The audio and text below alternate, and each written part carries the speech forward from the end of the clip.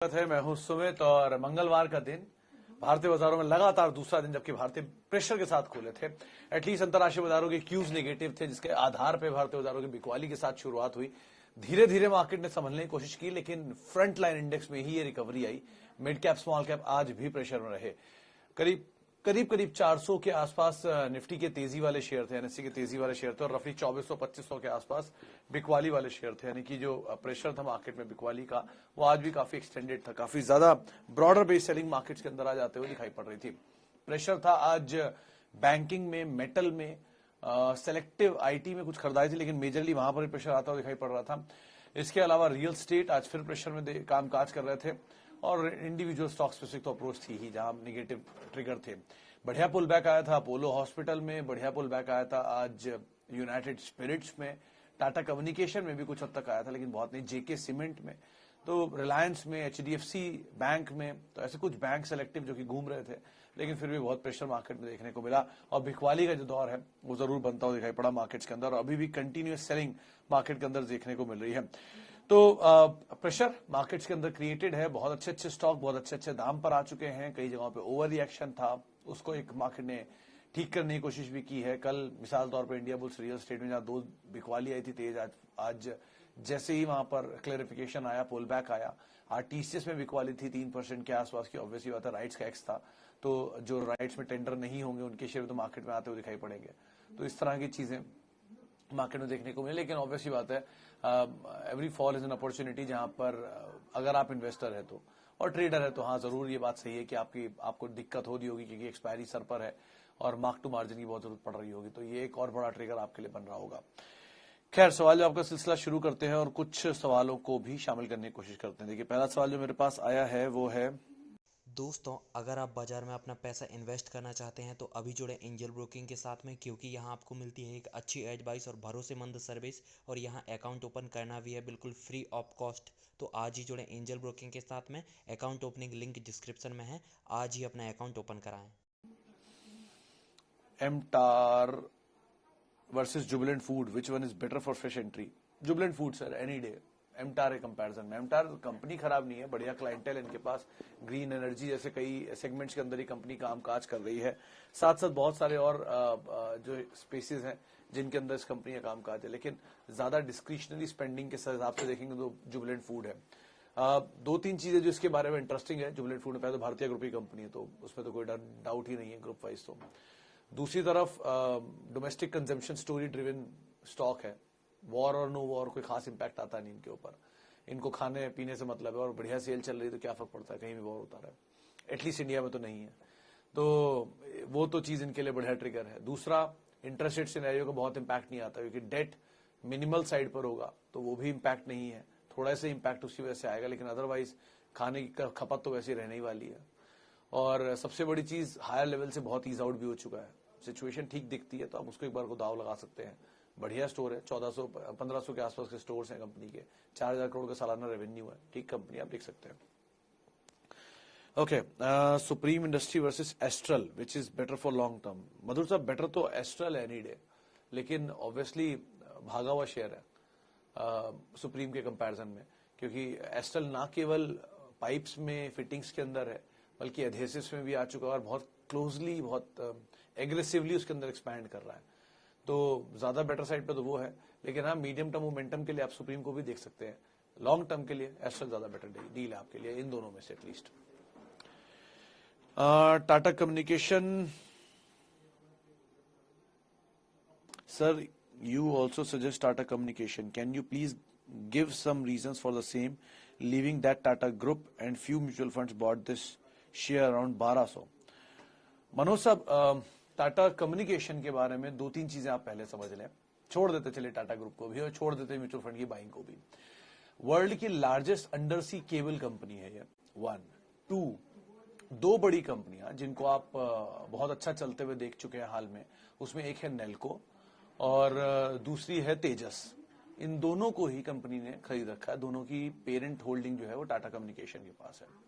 Plus Tata communication में BSNL जब ये होती थी तब इनके पास ये लैंड पार्सल होता था दिल्ली और बाकी एरियाज में, जिसके कुछ हिस्से को ट्रांसफर किया था उन्होंने हेमिस्फीयर प्रॉपर्टीज में और वो हिस्सा चला गया था गवर्नमेंट के पास। बचा हुआ हिस्सा आज भी इनके पास जो है वो लैंड बैंक की वैल्यू अलग है। तो एक तो लैंड पार्सल, दूसरा इन्वेस्टमेंट वैल्यू, तीसरा प्रॉफिटेबल कंपनी है। अगर आप टीटीएमएल जैसी कंपनी के अंदर इस तरह का मूव देख सकते हैं जबकि वो लॉस मेकिंग है, कम्युनिकेशन में ऐसा कोई हार्म दिखता नहीं है।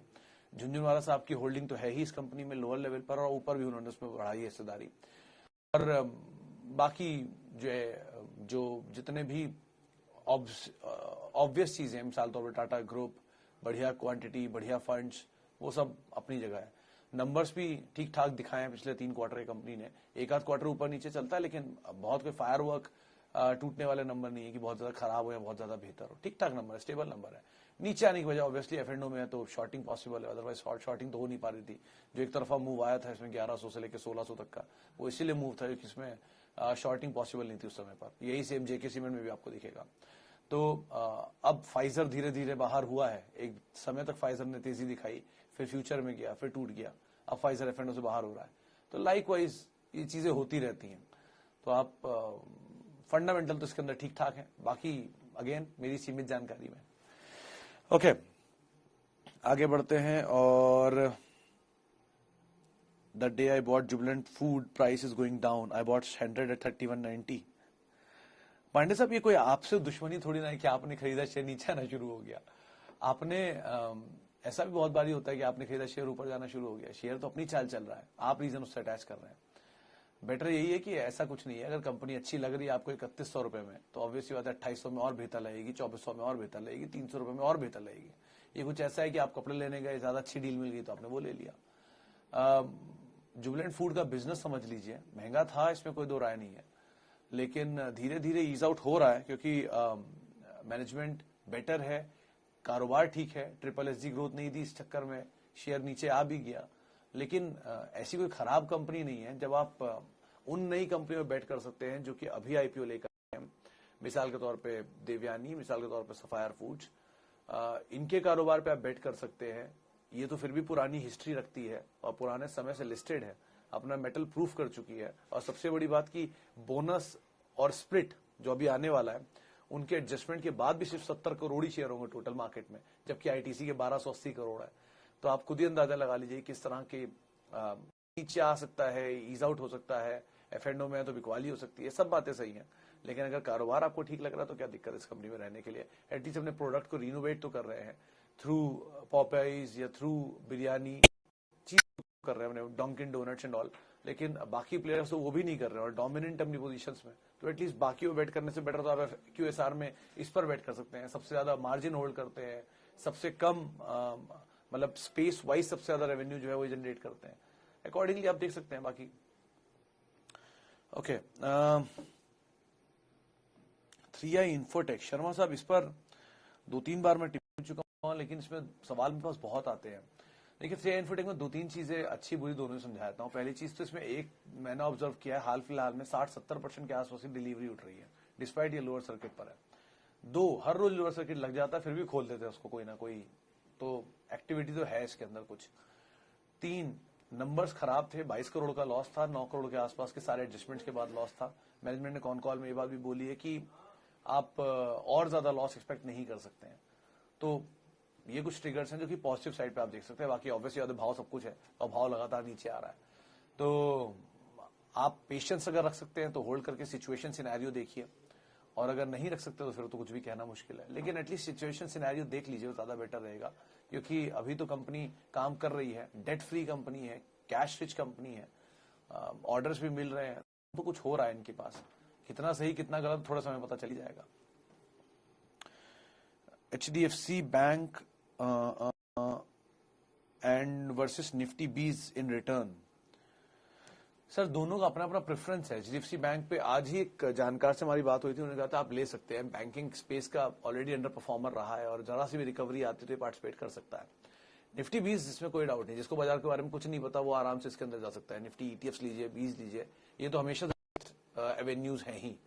लेकिन उनके लिए जो थोड़ी बहुत भी समझ रखते हैं और बैंक में एक्सपोज कर सकते हैं अपने आप को, जिनको इस चीज का वोलेटिलिटी का डर नहीं है मार्केट में, जिनके लिए गिरावट एक मौका है, उनके लिए जरूर एक अच्छा विकल्प हो सकता है HDFC बैंक। देश का नंबर 1 बैंक है आज भी, और मार्केट कैप के लिहाज से एटलीस्ट, और स्टिफ कंपटीशन देता है बाकी बैंक्स को भी, इंटरनेशनल लेवल के बैंक्स को भी। तो ऐसा तो कोई इशू नहीं है, लेकिन हाँ निफ्टी 20 सेफेस्ट ऑप्शन है। अगर आप कुछ नहीं जानते बाजार के बारे में तो ईटीएफ के जरिए निवेश करें, म्यूचुअल फंड के जरिए निवेश करें, कोई दिक्कत नहीं उसमें। ओके, इमरान साहब, कल ईडी का न्यूज आया था आईबीरियल में और उन्होंने रेड्स मारी थी, लेकिन बाद में शाम को कंपनी ने क्लेरिफाई कर दिया कि जिस आईबी की वो बात कर रहे हैं ये वो आईबी नहीं है, क्योंकि एम्बेसी रीट इसको खरीद चुका है। तो अभी कंपनी डिफरेंट है, मैनेजमेंट डिफरेंट है, नाम की वजह से बाजार में सेंटीमेंट बिगड़ा, लेकिन ठीक है, सच कोई सिचुएशन नहीं। कंपनी ने तो यही क्लेरिफाई किया कल, प्रेस रिलीज आप मेरे ट्विटर हैंडल पे भी देख सकते हैं, बीएससी पे भी है, और आज इसलिए बाजार में उलट रिएक्शन भी दिया उसके ऊपर। बाकी आप सिचुएशन सिनेरियो देखते रहिए, सिचुएशन पता चलती रही किस तरह की है। Procter and Gamble health care 5575। Sanjay ji, ये हाइजीन वाला है, हेल्थ केयर वाला है? अगर ये मर्क था जो प्रॉक्टर बना तो ये आप इन्वेस्टमेंट ग्रेड स्टॉक समझ के चलिए, इसमें आप कोई ट्रेडिंग के जरिए घुसिएगा मत। 20 रुपए, 50 रुपए, 60 रुपए वाला नहीं है ये शेयर। ये आप लेके रखिए और रखिए, एक्यूमुलेट करिए नीचे के लेवल पर, ये ज्यादा बढ़िया है, क्योंकि इसकी इक्विटी इतनी छोटी है कि कोई मतलब ही नहीं उसका दूसरे कंपनी में, मल्टीनेशनल कंपनी। और दूसरी तरफ अगर प्रॉक्टर एंड गैम्बल 16,000 रुपए वाला है और वो आपने 5,000 रुपए में लिया है तो भी आपको कोई दिक्कत नहीं है। डिविडेंड ही इतना देता है दोनों, मर्क ने भी डिविडेंड दिया है बढ़िया और प्रॉक्टर एंड गैम्बल ने भी डिविडेंड दिया है बढ़िया, तो दोनों डिविडेंड के लिहाज से इतने बढ़िया है, तो आप डिविडेंड भी इंजॉय कर सकते हैं और अदरवाइज भी बने रह सकते हैं। बस ये बात है कि ये थोड़े बोरिंग जर्नी वाले स्टॉक है, ये आपको कोई एक्साइटमेंट नहीं देंगे रोज के बढ़िया मूवमेंट का, लेकिन स्लोली चलते रहेंगे। तो ये आराम से रखिए, आराम से इनका फ्रूट खाइए, उस तरह के स्टॉक्स हैं ये। अच्छा जी, बीएचईएल 10,000 शेयर 60 रुपए पे। धनंजय जी 60 रुपए पे, नीचे 58 क्रूशियल जोन था टेक्निकली, ऊपर 72 रुपए क्रूशियल जोन था जो इनका हाइस भी है। ये दोनों जोन्स को तोड़ के नीचे काम कर रहा है 49 के आसपास, बैन में भी था शायद आजकल में।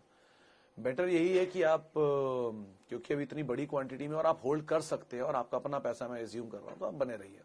एसेट वाइज तो कंपनी बढ़िया है ही, अगर कहीं दोबारा पीएसयू की लहर चली तो उसमें ऊपर आएगा, निकल जाइएगा, क्योंकि ये वो स्टॉक है जो पीएसयू मोमेंटम में चलने वाले शेयर है। ये वो स्टॉक नहीं है जो मतलब बहुत मासिव गेन देंगे। इस रीजन से कि ऊपर आएगा तो ऑब्वियसली पीएसयू में सरकार स्टेक बेच देगी, अपना ओएफएस ले आएगी, या कुछ ना कुछ हिस्सा बिक्री आती रहेगी ईटीएफ के जरिए, किसी चीज के जरिए। तो ये कंसर्न हमेशा रहता है पीएसयू में। कोई पीएसयू इसलिए नहीं चलते हैं। आप मतलब एग्जांपल के तौर पे एनटीपीसी देख लीजिए, 2004 में शायद आईपीओ आया था और तब से लेके आज तक उसने सिर्फ 3 गुना का रिटर्न दिया। 3 गुना कम नहीं होता, आई नो, लेकिन 2004 से लेके 22 तक तो इतनी लंबी ड्यूरेशन हो ही चुकी है, 17-18 साल हो गया, तो 18 साल में ये ड्यूरेशन थोड़ी कम होती है। तो स्लो एंड स्टेडी रहेंगे, डिविडेंड भी देता भी अच्छी है, लेकिन एसेट वाइज कंपनी ठीक है, तो तेजी मिले, बेटर निकल जाए, ज्यादा बेटर रहेगा, लेकिन अभी एटलीस्ट आप होल्ड कर सकते हैं। Okay, high return stock. Subin साहब, इतना बढ़िया बाजार नीचे आया हुआ है, कुछ भी ले लीजिए, तो हाई स्टॉक हाई रिटर्न नहीं दिखेगा आपको। जो स्टॉक 50% नीचे आ गए हैं, अच्छी क्वालिटी के हैं, बाजार ज्यादा रिएक्ट कर रहा है, उसमें क्या प्रॉब्लम है, वो अपने आप ही घूम घाम के आपको हाई रिटर्न दे ही देंगे। लेकिन एक चीज मैं हमेशा आपको बोलूंगा, आपको नहीं सबको बोलता हूँ ये बात मैं, आप माने या ना माने वो आपकी ऊपर है, लेकिन अगले 10 साल तक, अगले 15 साल तक आप सिर्फ अपना कैपिटल प्रोटेक्ट कर लीजिए। अगर आप अपना कैपिटल प्रोटेक्ट करके चले गए 10 से 15 साल तक तो रिटर्न अपने आप आ जाएगा। लेकिन कैपिटल प्रोटेक्शन पहली प्रायोरिटी रखिए, वो आपकी असल पूंजी है, उसे बचाइए, वो बच गया तो रिटर्न अपने आप आ जाएगा। लेकिन हाई रिटर्न के चक्कर में आप कैपिटल दे बैठेंगे, उसका आप जरूर ध्यान रखिएगा। Okay, TCS falls 3% today. Yadav साहब, ये अपॉर्चुनिटी के तौर पे देख रहे हैं तो बहुत अच्छी बात है। अगर आप थ्रेट के तौर पे देख रहे हैं तो घबराए नहीं, वो राइट इशू के शेयर बाजार में आएंगे ना तो नीचे आना ही था इसको, ये अभी आएगा भी। ऐसा कुछ नहीं कि रातों रात आप टीसीएस खरीदेंगे और 2 दिन के अंदर आपको 4500 का दाम दिखा देगा क्लोज होते बायबैक, नहीं, ऐसा कुछ नहीं होगा। टीसीएस एक बड़ा शेयर है, एक बड़ा कंटेनर है, बड़ा हाथी है, धीरे धीरे चलेगा और ऑब्वियसली बात है चलेगा जरूर। इस तरह की चीजों के साथ आप एश्योर रह सकते हैं, लेकिन चलेगा।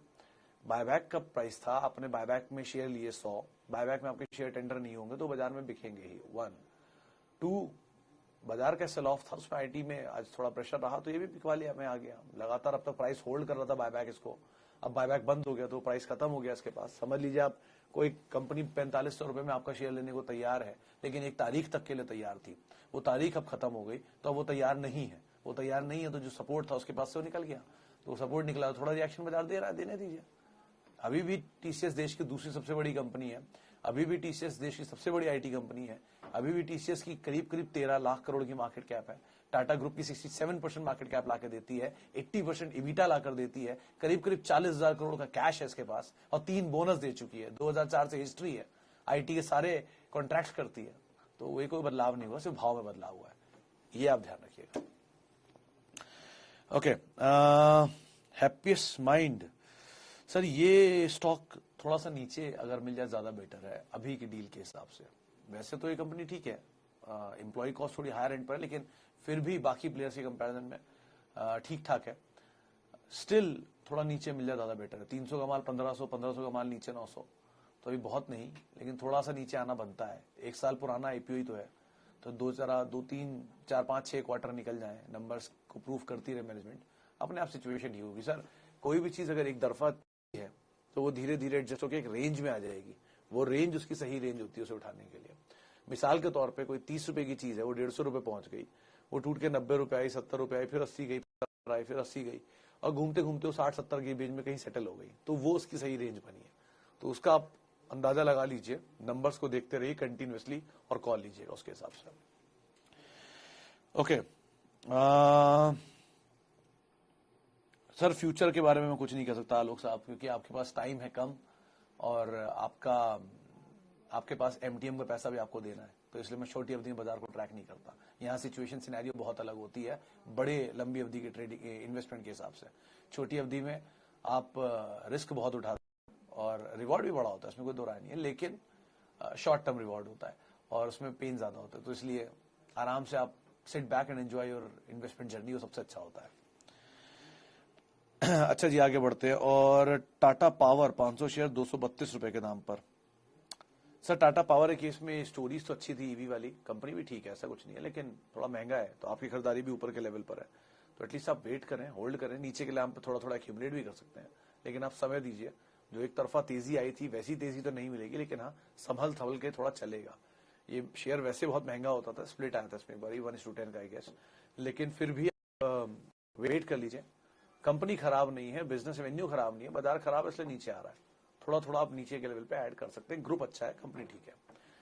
चलिए इसी नोट के साथ अब इस कार्यक्रम में फिलहाल इतना ही। माफी उन सभी लोगों से जिनसे हम बातचीत नहीं कर पाए, और बहुत बहुत शुक्रिया उन सभी लोगों का जिन्होंने हमसे सवाल पूछे। वोलेटाइल मार्केट है और बढ़िया शेयर बढ़िया दाम पर मिल रहे हैं, तो जरा उसको आप ध्यान करें, अपनी वो लिस्ट निकालें जिनको आपने पहले से बना के रखा हुआ होगा, आइडेंटिफाई करके रखा होगा, उनका इस्तेमाल करिए और वो शेयरों को आप थोड़ा थोड़ा ऐड करिए। आप मेरे साथ जुड़ सकते हैं @सुमित रिसर्च, मेरा ट्विटर हैंडल है। नमस्कार।